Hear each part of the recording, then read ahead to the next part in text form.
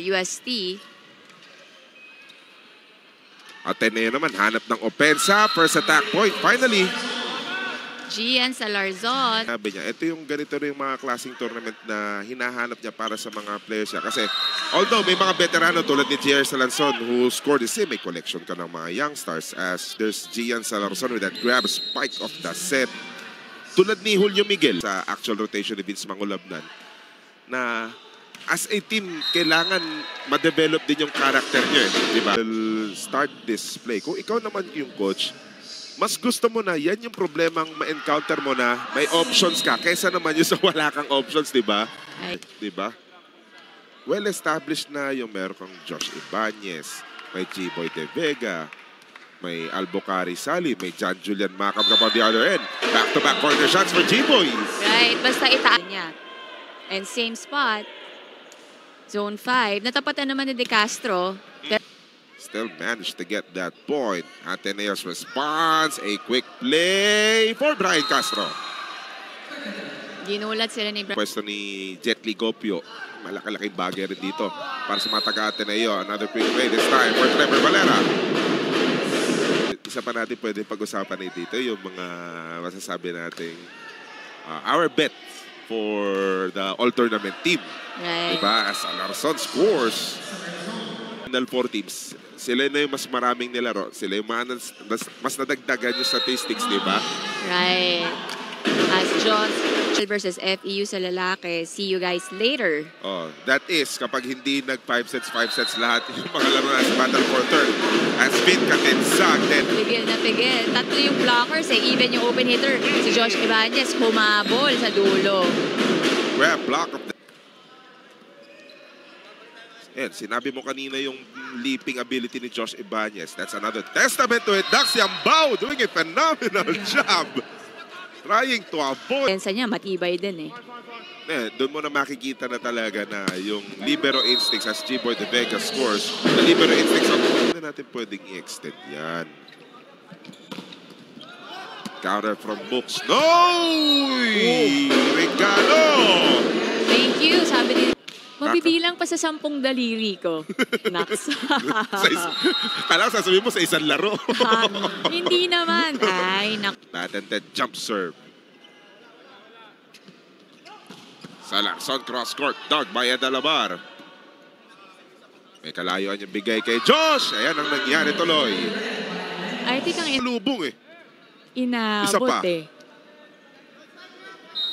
So malubong na nakapa. So far, naging yung mga kabig na gano'n, mabibilis yung mga swipe na yun, so far has been truly effective for Coach Vince Mangulabnan. But talking about big...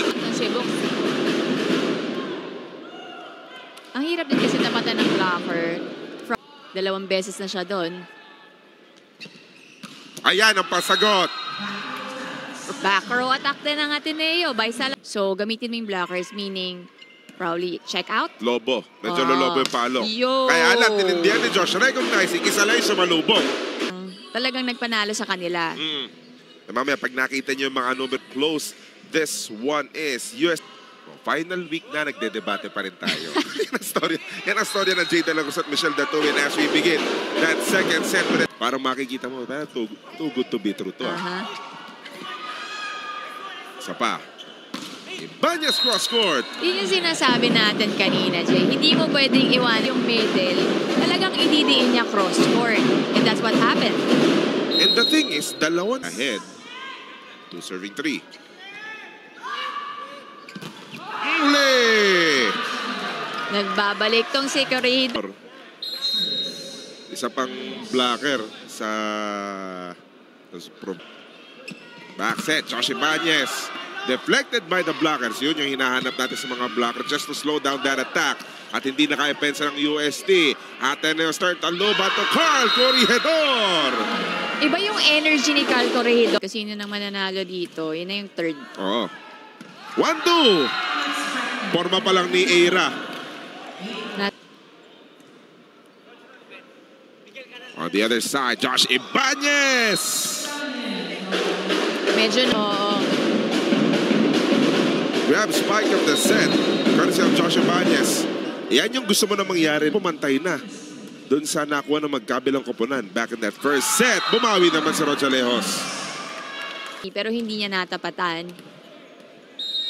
Layo kasi ni Brivin tsaka ni Book. Terms ito ni Sally eh.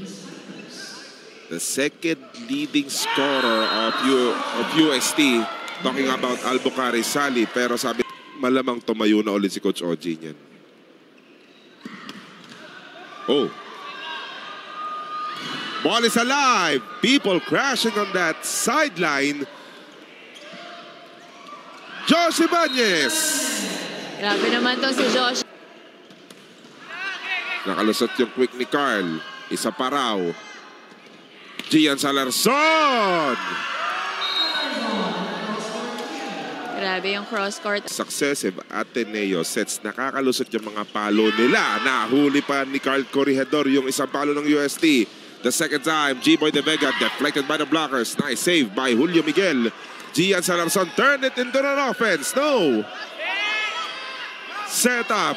Taluban. Salarson. And Gian will get it. Ang gandang down the line na palo ni Salarson. Si Miguel. At ito yung naging resulta.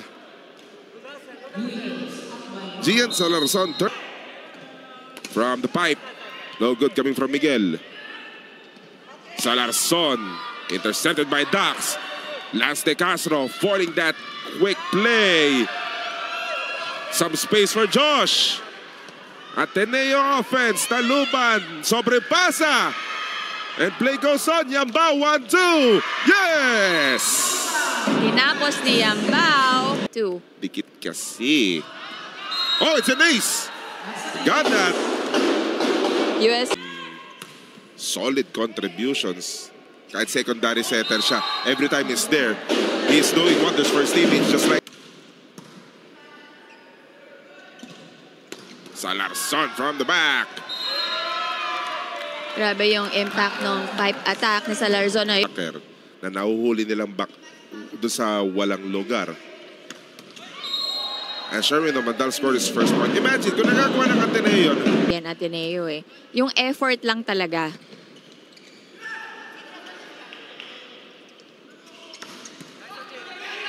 Ibanez cross court. Speaking of error, coach, diba? Kasama niya yung hanggang training eh. Sa Blue Eagle Gym na nga nakatira si Vince Maculabnan. As a great response coming from Ateneo during that mission naman ni Vince, wala namang ginawang bago si Lasal.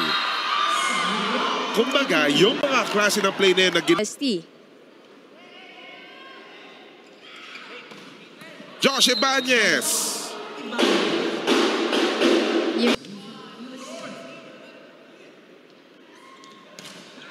Carl Reyes again. That's Carl Reyes. Na ng option yung setter eh. Unang receive yung open hitter ng Ateneo eh. Buti na lang nako. The set by Carl Reyes. Dalawa lamang ng UST. Bukarts, ginawan tatlo. Gulatan ng Ateneo at UST. Overpass. Ang daming pwedeng pumalo. Doon binigay sa off speed.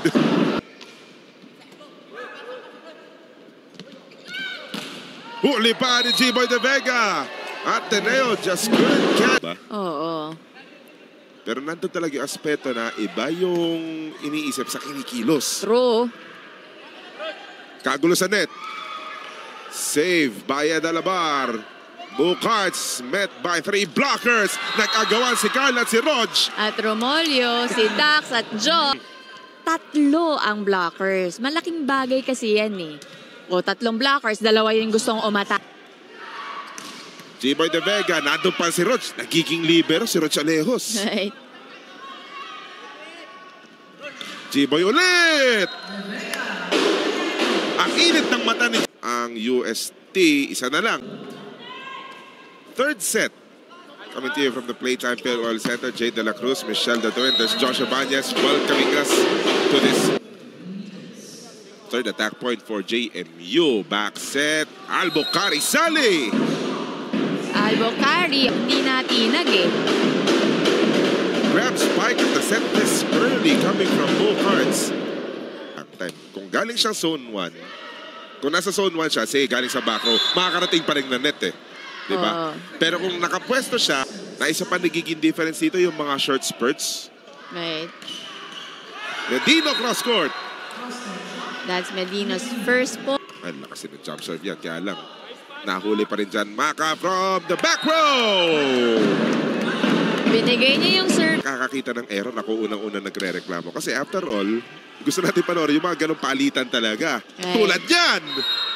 That was in for John Macab. Pinawi naman agad ni Macab yung serve. Final series sa nilalaro ng UST. Iba ang galaw mo kapag walang pressure whatsoever. Right. Lucky. Oh, nananakot to. Grab block of the set. Total denial on that attack. Combination. Huli pa rin si JM. Binigyan. Want Era Taluban to explore his options beyond that area. Ayun. Sumunod naman. Sumunod naman. Mo. Ang luwang. Josh Ibanez. Si Josh Ibanez. Kanina Dax tingin sa kakampi. Combination! effective yung mga tingin na ganun eh. Kasi doon niya malalaman kung sino yung ready po. May pahabol na bilin tuloy si Coach OG kay Kalel Legaspi. Nung nagpalit, Josh Ibanez! Cross court at More proper attacking sequence. Not that time for Ateneo, but for UST. Mr. Pogi. Ed Alabar to Josh Ibanez. Against 3 blockers, nakalusot pa kay Pao Medino. Kanina ba tong si Josh? Diba? Just a testament to the ability, to the attacking abilities of a Josh Ibanez, diba? As Carl Reyes scored.